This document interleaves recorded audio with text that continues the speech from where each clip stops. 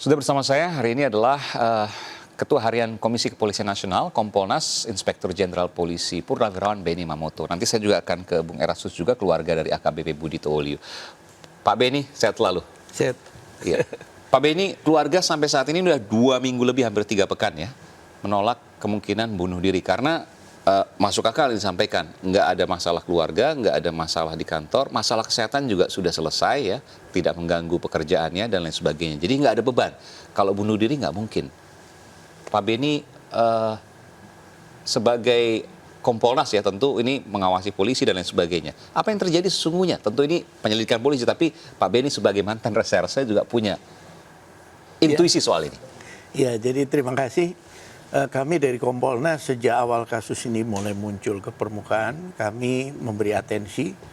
Kebetulan korban ini kan dulu pernah jadi anak buah saya. Oke. Di Resmo Polda Metro Jaya. Oh, tahun berapa itu Pak Benny? Aduh, saya lupa ya. Dan berprestasi karena terakhir kan disebutkan banyak juga mendapatkan penghargaan, betul ya? Iya. Jadi kami memberi atensi kasus ini, kami berkomunikasi dengan Kapolres, kemudian memantau tahap demi tahap yang dilakukan. Jadi tahapan yang dilakukan oleh via penyidik Polres, di backup dari Polda, kami lihat sudah menggunakan dengan pendekatan scientific crime investigation, yaitu dengan memeriksa CCTV, kemudian melakukan otopsi, kemudian membuka handphonenya, komunikasinya. Jadi handphone sudah dibuka. Anda sudah dapat informasi soal itu? Hasil penyelidikannya? Iya, jadi handphone yang dibuka, itu dibuka disaksikan oleh istrinya. Tidak ada masalah, dan informasi bahwa pagi itu ada telepon masuk tidak benar, karena memang tidak ada. Misterius lah gitu ya? Tidak ada. Kemudian menyangkut masalah isi secara keseluruhan biasa-biasa saja, tidak sesuatu yang mencurigakan. Karena begini Pak Benny, saya mohon maaf, dia bergegas cepat buru-buru ya, meninggalkan mobil pribadinya, menggunakan taksi online, kemudian seolah tergesa-gesa untuk menuju ke sebuah tempat, melewati rel kereta api.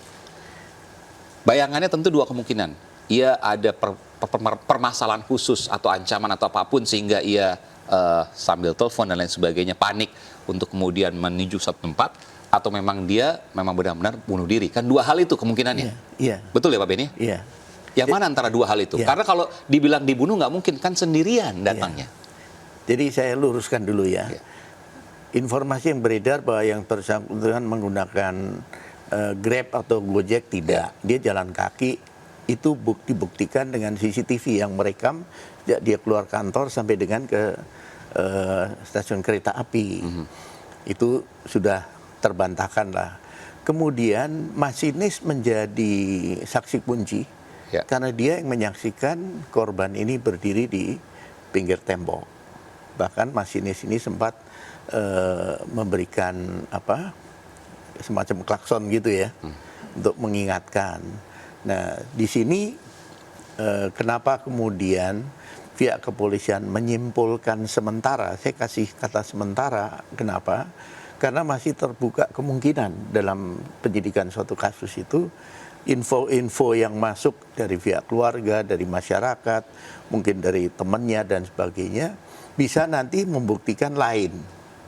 Nah, oleh sebab itu, kami sendiri sudah menerima audiensi dari pihak keluarga, dan kami sepakat untuk bagaimana nanti ke depan tahap demi tahap ini kita monitor perkembangannya. Di samping itu juga kalau ada masukan, marilah kita sama-sama dalami untuk kita sumbangkan kepada pihak penyidik. Saya ke Pak Bung Erastus. Bung Erastus, sampai saat ini tadi Anda mengatakan bahwa keluarga menolak kemungkinan bunuh diri. Apa yang ada di benak keluarga saat ini terkait dengan kematian dari AKBP Budi? Baik, terima kasih. Selamat malam Pak Benny. Selamat malam. Ya, saya dari pihak keluarga Pak Budi. Kami mesti belum jelas untuk kematian almarhum. Kami ingin kejelasannya Pak. Karena menurut kami, dan kami melihat sendiri CCTV-nya tidak jelas Pak sampai sekarang ini. Jadi kami ke keluarga, baik keluarga yang ada di Kota Bagu, keluarga yang di Sangir, ingin kejelasannya Pak. Sudah 3 minggu ini Pak. Kami keluarga tetap ingin penjelasan dari pihak penyidik untuk mengungkap kasus ini Pak.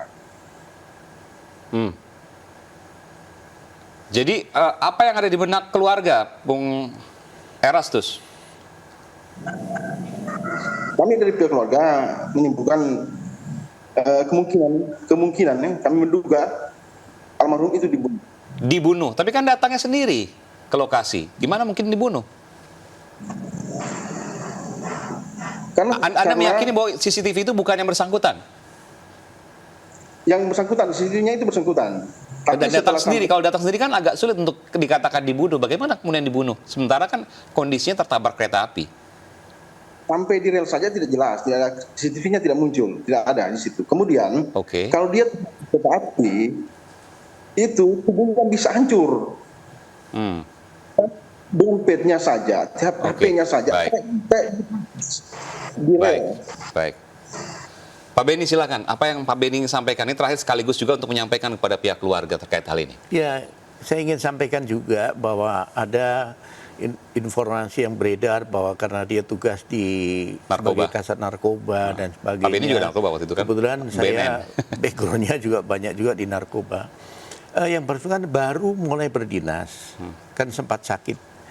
Sehingga belum banyak menangani atau bersentuhan langsung dengan jaringannya.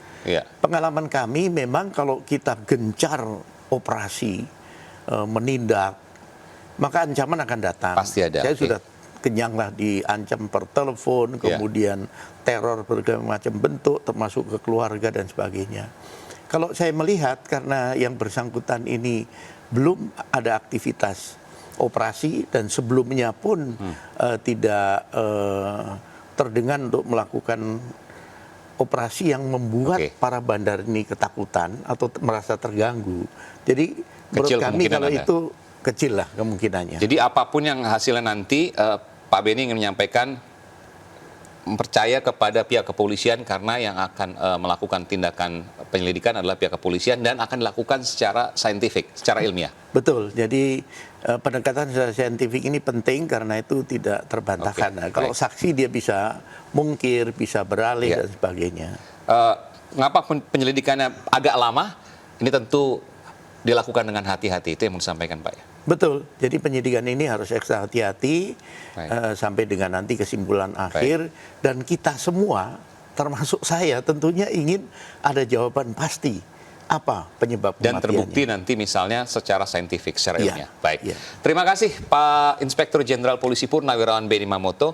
Bung Erastus, tentu ini juga saya turut prihatin atas apa yang terjadi. Tentu ini menjadi keprihatinan dari keluarga korban, baik di Jakarta maupun juga di Sulawesi Utara, tapi bagaimanapun juga kita harus melihat bagaimana nanti proses penyelidikan dari pihak kepolisian. Tentu kita akan kawal sama-sama Bung Erastus terkait hal ini. Terima kasih Bung Erastus telah memberikan informasi jauh-jauh dari Sulawesi Utara di The Prime Show with Aiman. Terima kasih. Dan saudara, ini adalah akhir dari The Prime Show with Aiman. Kami akan terus menggali informasi-informasi terkait dengan kejanggalan misteri yang kemudian belum terpecahkan. Sampai bertemu di The Prime Show with Aiman pekan depan. Saya Aiman Wicaksono, terima kasih, sampai jumpa.